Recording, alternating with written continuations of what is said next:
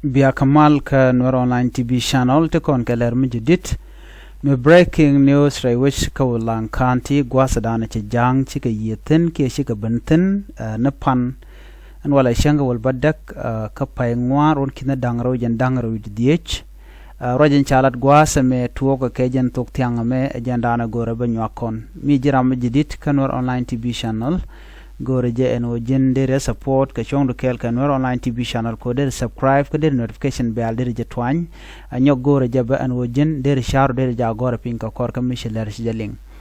micheler sheling mitem der lar be ja gore pin de ko ba je ne ti koken ki be comment ko gore je ba no bi ja nywa ki bi je chier ne de koken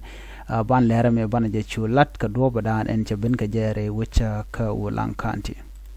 Kenyam chane ngajen wo ulang chaja kefte pin de ni SSPDF agwelek force kene abishok ke de ni jantin taga balet ano ajibalir kene konten la dinka ngokte nakanwere which ka malakal dio je chikondi ala linka korgatan paiwen which kan were kan ka attack ka kwire ka meche togane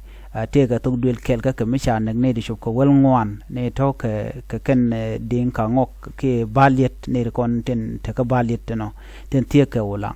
an wala ke jen tok tianga me che togano che te ram kel misha na kanware ka wulang kanti rami mo civilian shedech chawra jamo chajalat